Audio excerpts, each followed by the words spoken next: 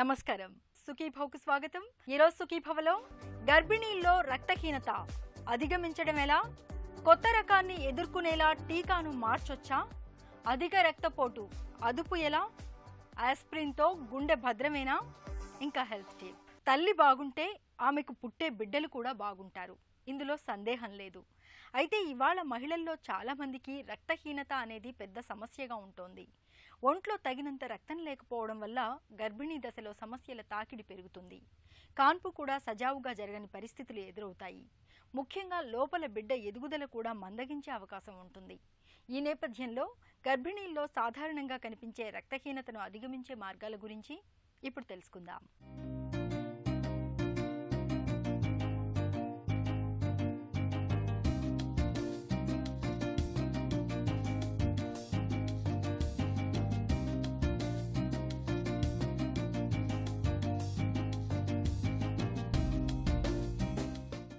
అమ్మతనం ఒక అపురూపమైన వరం.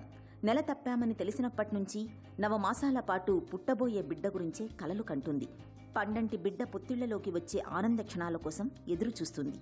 ఈ మాతృత్వపు అనుభూతుల్ని సొంతం చేసుకోవడానికి, పుట్టబోయే బిడ్డ దబ్బపండులాగా చక్కటి ఆరోగ్యంతో పుట్టడానికి, ముఖ్యంగా కాన్పు సజావుగా జరగడానికి గర్భిణీ దశలో రక్తహీనత లేకుండా చూసుకోవడం చాలా అవసరం. ఇప్పటికే రక్తహీనత, పోషకాహార లోపంతో బాధపడుతున్న గర్భిణీలు తమ రోజువారీ ఆహారంలో ఇనుము పుష్కలంగా లభించే ఆకుకూరలతో పాటు ఇతర పోషక పదార్థాలకు పెద్దపీట వేయాలని చెబుతున్నారు డాక్టర్. ఈ anaemia all over the world ఎంత కామన్ అంటే 52 మిలియన్ పీపుల్ అనీమియాతో సఫర్ అవుతున్నారు. సో దీనిలో 2/3 of the population Asian countries వాళ్ళే ఉన్నారు. ఎనీమియా ఎందుకు ఇంపార్టెంట్ అంటే దీనివల్ల 20 to 40% మెటర్నల్ డెత్స్ అవుతున్నాయి all over the world. So ఇది రూరల్ ఏరియా, అర్బన్ ఏరియా అని డిఫరెన్స్ లేదు, అందరూ ప్రోన్ ఉన్నారు ఎనీమియాకి. సో ఇది డైటరీ డెఫిషియన్సీ వల్ల కూడా మెయిన్గా రావచ్చు అనమాట. సో మెయిన్ కాజెస్ ఏంటి అంటే ఫస్ట్ న్యూట్రిషనల్ డెఫిషియన్సీ. న్యూట్రిషన్ అంటే మనం తీసుకునే ఆహార లోపాల వల్ల వస్తుంది. అంటే మెయిన్గా ఐరన్ తక్కువ అవ్వడము, ఫోలిక్ యాసిడ్ తక్కువ అవ్వడము, వైటమిన్ B12 తక్కువ అవ్వడం వల్ల ఈ న్యూట్రిషనల్ డెఫిషియన్సీ అనీమియా అనేది వస్తుంది. ఇది కాకుండా చాలా రేర్ కాజెస్ కూడా ఉంటాయి గర్భిణీ వాళ్ళలో. అంటే క్రానిక్ బ్లీడింగ్ అంటే లైక్ ఏమైనా పైల్స్ లాంటివి ఉన్నాయనుకోండి, హెమరాయిడ్స్ అంటారు, వాళ్ళలో కొంచెం కొంచెం బ్లీడింగ్ డైలీ వెళ్ళడము, దానివల్ల కూడా రక్తహీనత లాంటివి వస్తాయి. అండ్ కొంతమందిలో గమ్ బ్లీడింగ్ ఉంటుంది, చిగుళ్ళ నుంచి రక్తము రావడము, కంటిన్యూస్గా రావడము. అండ్ కొంతమందిలో గ్యాస్ట్రో ఇంటెస్టైనల్ బ్లీడింగ్స్ అంటే ఈసోఫేగస్ వారిసిస్ అని కొంతమందికి ఫామ్ అవుతాయి, వాళ్ళల్లో కూడా రక్తహీనత వచ్చే ఛాన్స్ ఉంటుంది. పుట్టుకతోనే కొంతమందికి కంజెనిటల్ హిమోలైటిక్ ఎనీమియాస్ అని ఉంటాయి, కొంతమందికి హిమోగ్లోబినోపతీస్ అంటే థెలసీమియాస్ అని, సికిల్ సెల్ అనీమియాస్ అని, చాలా రేర్ కాజెస్. కానీ ఇవన్నీ కూడా వన్ ఆఫ్ ద కాజెస్ లాగా చెప్పుకోవచ్చు అనమాట. సో మెయిన్ కాజ్ ఏంటంటే న్యూట్రిషనల్ అనీమియా. దీనిలో 90% ఐరన్ డెఫిషియన్సీ అనీమియా ఉంటుంది, 5% ఈ మెగాలోబ్లాస్టిక్ అనీమియా అంటే vitamin B12 and folic acid deficiency వల్ల వస్తుంది. ప్రెగ్నెన్సీలో అనీమియా ఎవరికి ఎక్కువగా వస్తుంది అంటే ఒకవేళ ట్విన్స్ క్యారీ చేస్తున్నారనుకోండి, ట్రిప్లెట్స్ క్యారీ చేస్తున్నారనుకోండి, వీళ్ళు ప్రోన్ ఫర్ అనీమియా అనమాట, హై రిస్క్ పేషెంట్స్ అనమాట. అండ్ ఒకవేళ కంటిన్యూస్ వామిటింగ్స్ ఉంటాయి కొంతమందికి ప్రెగ్నెన్సీలో, ఆ వామిటింగ్స్ వల్ల వీళ్ళు ఏంటి డైట్ ప్రాపర్గా తీసుకోలేరు, వీళ్ళు కూడా అనీమియాకి ప్రోన్ ఉంటారు. అండ్ కొంతమందికి ముందు నుంచి అనీమియా, ఐరన్ స్టోర్స్ తక్కువగా ఉంటాయి బాడీలో, వీళ్ళు సడన్గా ప్రెగ్నెన్సీ వచ్చేస్తుంది, ప్రెగ్నెన్సీలో అనీమియా అనేది స్టార్ట్ అవుతుంది. అండ్ ఆల్రెడీ ప్రెగ్నెన్సీ రాకముందు కొంచెం మందికి హెవీ మెన్స్ట్రల్ ఫ్లోలు ఉండడము, దానివల్ల ఎనీమియాతో ప్రెగ్నెన్సీ రావడం వల్ల వీళ్ళు హై రిస్క్ పేషెంట్స్ అనమాట ఎనీమియాకి. పొట్టలో పిండంగా ఉన్నప్పుడు సరైన పోషక పదార్థాలు అందకపోతే ఆ బిడ్డ బయటకు వచ్చాక బయటి ప్రపంచాన్ని కరువుతో కూడుకున్న లోకంగా భావించే లక్షణం అలవడుతుందని, ఫలితంగా ఆహారం దొరికినప్పుడు దాన్ని భవిష్యత్ అవసరాల కోసం కొవ్వు రూపంలో దాచుకోవడానికి ప్రయత్నిస్తుందని చెబుతారు నిపుణులు. కాబట్టి గర్భంతో ఉన్నప్పుడు అన్ని పోషకాలతో కూడిన సమతులాహారాన్ని తీసుకోవడానికి ప్రాధాన్యమివ్వాలి. ఎక్కువగా పాలు, పండ్లు, ఆకుకూరలు, పప్పు ధాన్యాలు, మాంసం, చేపల్ని తరచూ తీసుకుంటూ ఉండాలి. రోజుకు 3 కన్నా ఎక్కువ పూటలు భోజనం చేస్తే మరీ మంచిది. ఫోలిక్ యాసిడ్, కాల్షియం బిళ్లల్ని తప్పనిసరిగా తీసుకోవాలి. టీ, కాఫీలను అతిగా తీసుకోకూడదు. టీ, కాఫీల మూలంగా శరీరానికి కావలసినంత ఐరన్ అందదు. ప్రెగ్నెన్సీ అనేది ప్రోన్ ఫర్ ఐరన్ డెఫిషియన్సీ. ఎందుకు అంటే ప్రెగ్నెన్సీలో న్యాచురల్గా ఏమవుతుందంటే వన్స్ అంటే గర్భధారణ కాగానే బాడీలో plasma volume and RBC volume అనేది పెరగడం మొదలవుతుంది. ఎందుకంటే బేబీ రిక్వైర్మెంట్స్ కోసం, ప్లజెంటా కోసము, బేబీ కోసము బ్లడ్ వాల్యూమ్, ప్లాస్మా వాల్యూమ్ పెరుగుతుంది.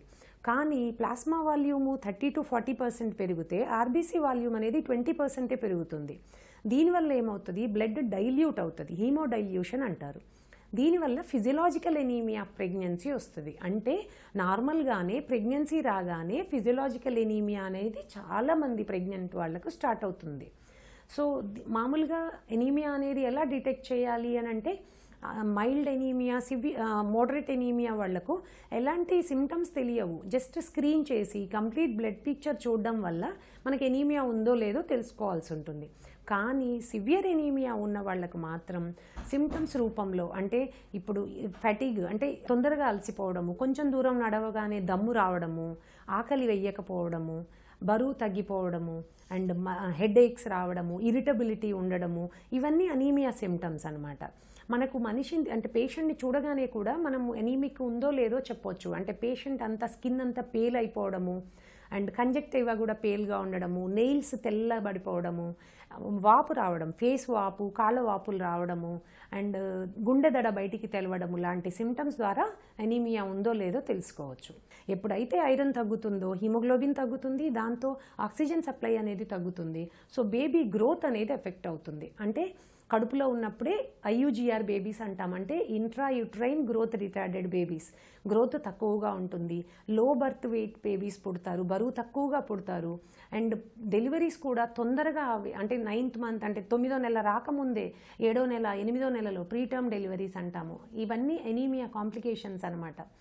అండ్ పుట్టే పిల్లల్లో కూడా బరువు తక్కువగా ఉండడం వల్ల కూడా బ్రెయిన్ డెవలప్మెంట్ అనేది తక్కువగా ఉండడము, కాగ్నిటివ్ ఫంక్షన్స్ తక్కువగా ఉండడము, ఫిజికల్లీ కూడా ఫిజికల్ గ్రోత్ కూడా తక్కువగా ఉండడము అండ్ పిల్లల్లో కూడా ఎనీమియా డెవలప్ అవ్వడం, మదర్లో ఎనీమియా ఉంటే పిల్లల్లో కూడా ఎనీమియా వచ్చే ఛాన్స్ ఉండడము, ఇవన్నీ కాంప్లికేషన్స్ లాగా చెప్పుకోవచ్చు. గర్భిణీల్లో చాలా మందిలో పౌష్టికాహార లోపమే రక్తహీనతకు ప్రధాన కారణంగా ఉంటుంది. ఈ నేపథ్యంలో రోజువారీ ఆహారంలో సమతులాహారాన్ని తీసుకోవడం ద్వారా రక్తహీనతను చాలా వరకు నివారించవచ్చు. ప్రతిరోజు క్రమం తప్పకుండా ఏదో ఒక కూరను తీసుకోవడాన్ని అలవాటు చేసుకోవాలి. ఐరన్ శాతం ఎక్కువగా ఉండే గోంగూర, పాలకూర వంటి ఆకుకూరల్ని తప్పనిసరిగా తీసుకోవాలి. అలాగే ప్రతిరోజు రాత్రిపూట భోజనం తర్వాత అరటిపండును తినడాన్ని అలవాటు చేసుకోవాలి. ఖర్జూరంలో ఇనుము శాతం బాగా ఎక్కువగా ఉంటుంది. ఖర్జూరాన్ని తరచూ తీసుకుంటూ ఉండాలి. వాల్నట్స్, ఎండు ద్రాక్షల్లోనూ ఐరన్ సమృద్ధిగా ఉంటుంది. తరచూ డ్రై ఫ్రూట్స్ని తీసుకుంటూ ఉంటే రక్తహీనత అన్న మాటే ఉండదు. ప్రెగ్నెన్సీ రాకముందే మనం ప్రాపర్ ప్లానింగ్లో ఉండాలి. 3 months ముందు నుంచే ఫోలిక్ యాసిడ్ సప్లిమెంట్ అనేది తీసుకుంటూ ఉండాలి. అప్పుడు ఫోలిక్ యాసిడ్ డెఫిషియన్సీ అనేది రాకుండా, ఆ ఫోలిక్ యాసిడ్ డెఫిషియన్సీ దానివల్ల వచ్చే కాంప్లికేషన్స్ లైక్ ఏమైనా న్యూరల్ ట్యూబ్ డిఫెక్ట్స్ లాంటివి రాకుండా కాపాడుకోవచ్చు. అండ్ ఒకవేళ మనం ప్లానింగ్లో ఉన్నప్పుడు ముందే కంప్లీట్ బ్లడ్ పిక్చర్ చేసుకొని హీమోగ్లోబిన్ ఎలా ఉందో చూసుకొని, ఒకవేళ హీమోగ్లోబిన్ పర్సెంటేజ్ చాలా తక్కువ ఉన్నట్టయితే ఐరన్ టాబ్లెట్స్ వాడాలా, ఐరన్ ఇంజెక్షన్స్ వాడాలా అనేది దాన్ని బట్టి మీ కన్సర్న్ డాక్టర్ సజెస్ట్ చేస్తారు. సో ఈ ప్రివెంటివ్ మెజర్స్లో డైటరీ అనేది మెయిన్ రోల్ అనమాట. డైటరీ సప్లిమెంట్ ఐరన్ డైట్ వల్ల ఎక్కువగా వస్తుంది కాబట్టి డైట్లో మెయిన్గా red meat, poultry, fish, eggs ఇవన్నీ. అండ్ వెజిటేరియన్ ఫుడ్ చూసుకుంటే dark green leafy vegetables, beetroot, green peas, beans, jaggery ఇవన్నీ తీసుకోవడం వల్ల మనకు డైటరీ సప్లిమెంట్లో ఐరన్ అనేది వస్తుంది. ఒకసారి గర్భధారణ వచ్చేసింది, మీకు కనుక అనీమియా ఉందని డిటెక్ట్ అవుతే ఆ సివియారిటీని బట్టి టాబ్లెట్స్ ఇస్తే సరిపోతుందా, ఇంజెక్షన్స్కి వెళ్ళాలా అనేది డిసైడ్ అవుతుంది. యూజువల్గా tablets 4th month of pregnancy నుంచి ఇవ్వడం మొదలేస్తాము ఐరన్ ఫోలిక్ యాసిడ్ టాబ్లెట్స్. ఈ 4th month నుంచి 9th month డెలివరీ అయిన తర్వాత కూడా, డెలివరీ తర్వాత 3 months వరకు కూడా ఐరన్ సప్లిమెంట్ ఇస్తాము. ఎందుకంటే డెలివరీ అప్పుడు నార్మల్ డెలివరీలో 500 ml బ్లడ్ లాస్ అవుతే సిజేరియన్లో 1000 ml బ్లడ్ లాస్ అవుతుంది. ఈ లాస్ అయిన బ్లడ్ మళ్ళీ మనం రీకవర్ చేయాలి కాబట్టి డెలివరీ తర్వాత కూడా 3 months వరకు ఐరన్ సప్లిమెంట్ అనేది ఇస్తాము. గర్భంతో ఉన్నప్పుడు రక్తహీనత మరీ తీవ్రంగా ఉన్నట్లయితే డాక్టర్ సలహా మేరకు ఐరన్ సప్లిమెంట్లను వాడుకోవడం మంచిది. రక్తహీనత నివారణకు ఉప్పులో ఇనుమును కలిపే శాస్త్రీయ పద్ధతిని జాతీయ పోషకాహార సంస్థ రూపొందించింది. ఈ పద్ధతిలో మామూలు ఉప్పుకు బదులుగా కొత్తగా ఇనుముతో కలిపిన ఉప్పును రోజువారీ వంటకాల్లో వాడుకోవడం ద్వారా రక్తహీనతను నివారించవచ్చు. ఇలా అన్ని రకాల ఆకుకూరల్ని ఆహారంలో ఒక భాగంగా చేసుకుంటే చాలు, రక్తహీనత అనే సమస్య ఉండదు. రక్తహీనత అనేది నిజానికి అధిగమించలేని పెద్ద సమస్య ఏం కాదు. రోజు ఏదో ఒక ఆకుకూరను తప్పనిసరిగా తీసుకోవాలి. గర్భిణీ దశలో ఐరన్ లోపాన్ని నివారించే ఫోలిక్ యాసిడ్ మాత్రల్ని తప్పనిసరిగా తీసుకోవాలి. ఈ 2 జాగ్రత్తలు తీసుకుంటే గర్భిణీల్లో రక్తహీనత అంటే కొమ్ము భాగాలపై దాడి చేసి మన కణాల్లోకి ప్రవేశించకుండా అడ్డుకుంటాయి.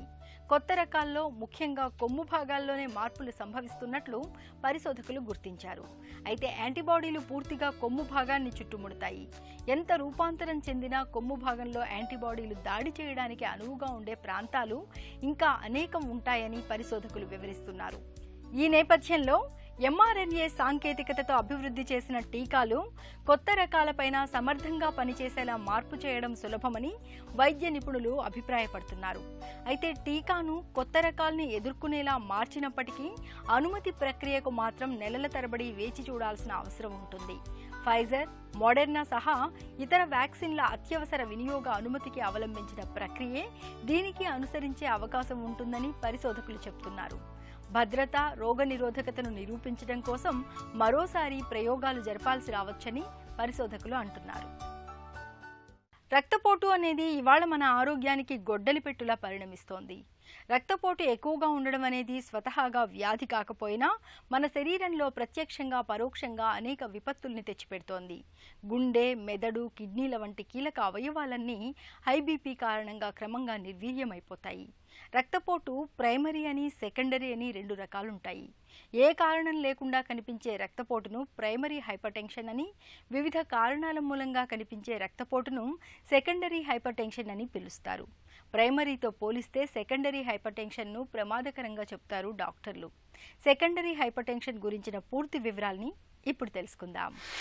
సెకండరీ హైపర్టెన్షన్కి ప్రధాన కారణాల్లో కిడ్నీ ప్రాబ్లం ఉండే వాళ్ళలో, అంటే వాళ్ళ గ్లోమరులర్ నెఫ్రైటిస్ ఉందనుకోండి, chronic pyelonephritis, renal vascular stenosis, collagen vascular disease, ఇలాంటి కండిషన్లో మనకి బీపీ అనేది పెరుగుతూ ఉంటుంది. కొన్ని రకాల ఎండోక్రైన్ డిజార్డర్స్లో బీపీ పెరుగుతుంది. వీటిలో ప్రధానంగా హైపోథైరాయిడిజం, ప్రైమరీ హైపోథైరాయిడిజంలోను, థైరాయిడ్ డిజార్డర్స్లోను, ప్రైమరీ హైపర్థైరాయిడిజంలోను, కాన్ సిండ్రోమ్లోను, కుషింగ్ సిండ్రోమ్లోను, వీటన్నిటిలో కూడా మనకి బీపీ అనేది పెరుగుతుంది. హార్మోన్స్ అనేది పెరిగిపోయి ఫిరియోకామసైటమ్ ఉంది, వాటిల్లో కూడా మనకి బీపీ అనేది పెరుగుతుంటుంది. పేషెంట్లో ఫిరియోకామసైటమ్ ఉన్నట్లయితే టెన్షన్, పాల్పిటేషన్స్ రావడం, గుండె దడ అనిపించడం, తొందరగా టైర్డ్ కావటం, హెడేక్ కావటం చూస్తుంటాం. కొద్దిమందిలో ఈ సిమ్టమ్స్ ఎలా ఉంటాయంటే ఓన్లీ యూరినేషన్ అధికంగా ఉండటం చూస్తుంటాం. సో ఒక్కొక్క పర్సన్స్కి ఒక్కొక్క తీరుగా ఉంటుందన్నమాట. ఈ హైపర్టెన్షన్ రిస్క్ అనేది చాలామంది ఒబెసిటీ ఉండే వాళ్ళలోను, యాక్చువల్ ఏ పని చేయకుండా అంటే సెడెంటరీ లైఫ్ ఉండే వాళ్ళను, ఏ ఎక్సర్సైజ్ చేయకుండా ఉండే వాళ్ళలోను ఈ రిస్క్ అనేది హైగా ఉంటుంది. అదేవిధంగా షుగర్స్ ఉండే వాళ్ళు, బ్లడ్ షుగర్స్ కంట్రోల్ లేని వాళ్ళలో, స్మోకింగ్ తీసుకునే వాళ్ళలో, ఆల్కహాల్ తీసుకునే వాళ్ళలోను, ఎక్కువ స్ట్రెస్, యాంగ్జైటీ ఎక్కువ ఉంటుంది చూడండి, వాళ్ళలోనూ వీటిలో ఎక్కువగా ఉంటాయి. అదేవిధంగా సాల్ట్ కూడా ఎక్కువ తీసుకునే వాళ్ళలో ఈ బీపీ ఛాన్సెస్ అనేది ఎక్కువ మనకి వచ్చే అవకాశం, రిస్క్ అనేది వీళ్ళలో ఇంకా అధికంగా ఉంటుంది. సెకండరీ హైపర్టెన్షన్ అనేది ఎప్పటికైనా ప్రమాదకరమైంది. మనం సకాలంలో గుర్తించి ట్రీట్ చేసినట్లయితే పర్వాలేదు, లేదనుకుంటే ఇది చాలా అనాథాలకు దారితీస్తుంది. మెయిన్గా హార్ట్ అటాక్ రావటము, హార్ట్ ఫెయిల్యూర్ పోవటము, హార్ట్ ఎన్లార్జ్మెంట్ కావటం జరుగుతుంది. బ్లడ్ వెల్స్ చిట్లిపోయి హిమరేజిక్ స్ట్రోక్ రావటము, ఇస్కెమిక్ స్ట్రోక్ రావటము, లేకపోతే ట్రాన్సియంట్ ఇస్కెమిక్ అటాక్ అని కొద్దిసేపు పెరాలసిస్ లాగా వచ్చి 24 hours రికవర్ అవుతాయి. ఇలాంటి సిమ్టమ్స్ అనేవి కూడా మనకి బీపీ ఎక్కువైన పేషెంట్లు చూస్తుంటాం. సెకండరీ ప్రివెన్షన్ కానివ్వండి, ప్రైమరీ ప్రివెన్షన్ కానివ్వండి, ప్రతి పర్సన్ కూడా సెడెంటరీ లైఫ్కు దూరంగా ఉండాలి. రెగ్యులర్ వాకింగ్ చేయటం, సైక్లింగ్ చేయటం, స్విమ్మింగ్ చేయటం, యోగా చేయటం, ఇది చేయటం ద్వారా మనకు బాడీని కంట్రోల్ ఉంచుకోవాలి, అంటే వెయిట్ కంట్రోల్ ఉంచుకోవాలి. అదేవిధంగా మనకి తీసుకున్న సాల్ట్ కూడా బాగా తగ్గించుకొని, స్ట్రెస్ ఏమైనా ఉన్నట్లయితే మెడిటేషన్ చేయటం, ఆ స్ట్రెస్ తగ్గించుకోవటము, స్మోకింగ్ని కంప్లీట్గా అవాయిడ్ చేయటము, డ్రింకింగ్ కూడా తగ్గించేసుకోవటం, వీలైతే కంప్లీట్గా అవాయిడ్ చేయటము. వీటి ద్వారా మనకి ఈ రిస్క్ ఫ్యాక్టర్స్ అనేవి బీపీని ఇంక్రీజ్ చేస్తుంటాయి. వీటి ద్వారా మనకి ఫర్దర్గా డ్యామేజ్ కాకుండా మనకి బీపీ పెరగకుండా చూసుకోవచ్చు. రక్తపోటు పెరుగుతోందని తెలిసినప్పుడు జీవనశైలి, ఆహారపు అలవాట్లను మార్చుకోవడంతో పాటు మందుల్ని మొదలు పెట్టాలి. గుండెపోటు వచ్చిన సందర్భాల్లో ప్రథమ చికిత్సగా ఆస్పిరిన్ మాత్రను ఇవ్వడం మనకు తెలిసిందే. ఆస్పిరిన్ వాడకం వల్ల గుండెపోటు మరణాలు చాలా వరకు తగ్గుతున్నట్లు అనేక అధ్యయనాల్లో కూడా తేలింది. ఇక హృద్రోగులకైతే ఆస్పిరిన్ మాత్రను నిజంగానే సంజీవిని అని చెప్పొచ్చు. ఒకసారి గుండెపోటు వచ్చిన తర్వాత నిత్యం ఆస్పిరిన్ను తీసుకోవాల్సి ఉంటుంది. దీన్నే ఆస్పిరిన్ థెరపీగా పిలుస్తారు డాక్టర్లు. ఆస్పిరిన్ థెరపీ గురించిన పూర్తి వివరాలని డాక్టర్ని అడిగి ఇప్పుడు తెలుసుకుందాం.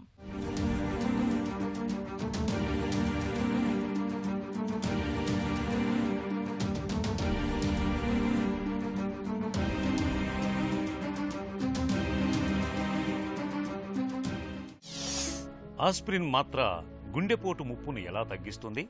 గుండె ప్రాబ్లం ఉండి ఏదన్నా హార్ట్లో వెజల్స్లో బ్లాక్స్ ఉండి వాళ్ళు ఆస్పిరిన్ తీసుకోవాలి. అంతేగాని చాలామంది ఒక 65 ఇయర్స్ ఏజ్ వాళ్ళు, 70 ఇయర్స్ ఏజ్ వాళ్ళు డాక్టర్స్ని కన్సల్ట్ చేయకుండా చాలామంది ఎవరో వేరే వాళ్ళు తీసుకుంటున్నారనో లేకపోతే ఇంకెవరో చెప్పారనో జస్ట్ ఓకే ఈ ఏజ్ వచ్చింది ఇంకా మనం ఆస్పిరిన్ తీసుకుందాం, ఆస్పిరిన్ తీసుకుంటే హార్ట్ అటాక్ ప్రివెంట్ అవుతుంది అనేది తప్పండి. ఇది మాత్రం చాలా ఈ మధ్యన రీసెంట్ చాలా స్టడీస్ కూడా అయ్యాయి దీనివల్ల.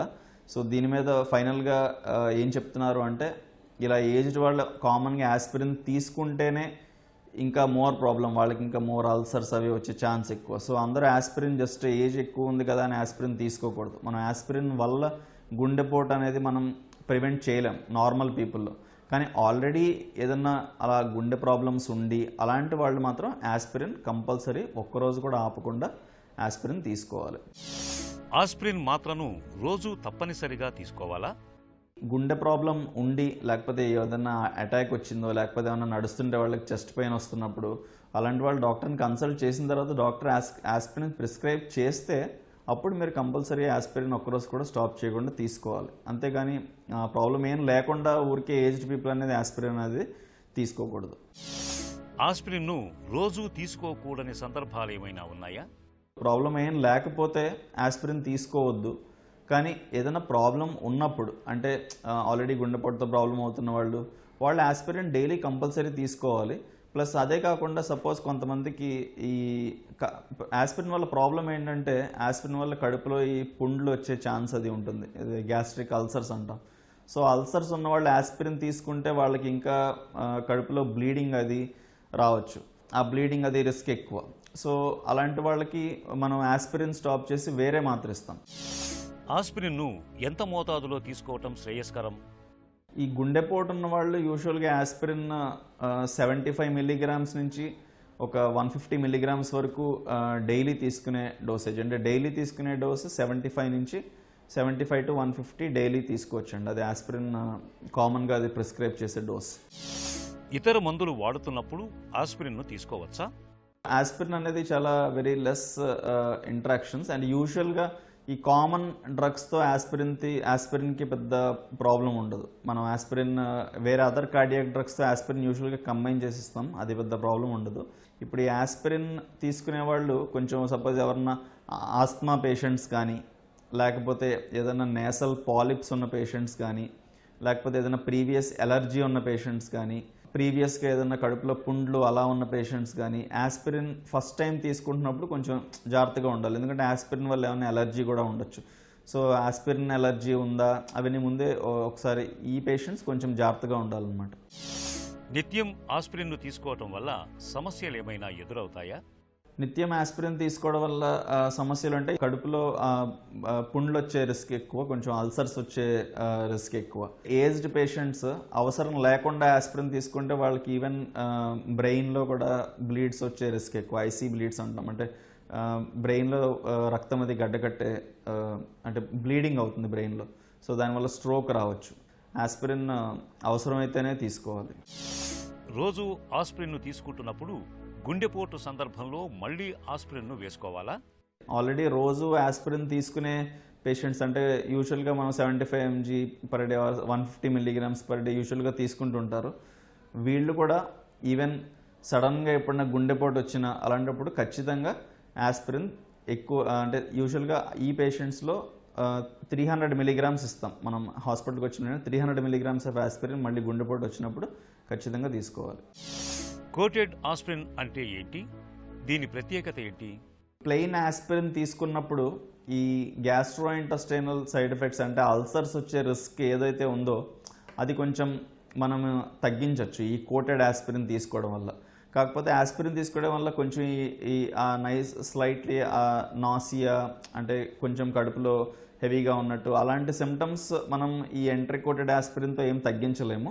కాకపోతే మెయిన్గా ఈ అల్సర్స్ రావడం అది మాత్రం కొంచెం ప్రివెంట్ చేయొచ్చు. నిత్యం ఆస్పిరిన్ మాత్రను వేసుకోవడము అంటే మన గుండెను భద్రంగా కాపాడుకోవడమే, గుండెపోటు ముప్పును తప్పించుకోవడమే. అయితే ఆస్పిరిన్ మోతాదు వాడకం విషయంలో డాక్టర్ సలహాలను సూచనలను తప్పనిసరిగా పాటించాలి. చిన్న చిట్కా మీకోసం. హై బీపీతో బాధపడుతున్నప్పుడు నిత్యం ఉదయాన్నే బీట్రూట్ రసాన్ని తాగడాన్ని అలవాటు చేసుకోండి. బీట్రూట్లోని నైట్రేట్ రసాయనాలు రక్తపోటును చక్కగా అదుపులో ఉంచుతాయి. సుఖీభవ కార్యక్రమానికి సంబంధించిన మీ విలువైన సూచనలు సలహాల్ని వెంటనే మాకు రాయండి. మా చిరునామా Sukhibhava, ETV, Ramoji film city, Hyderabad 501512 లేదా sukhibhava@etv.co.in కు ఈమెయిల్ చేయండి.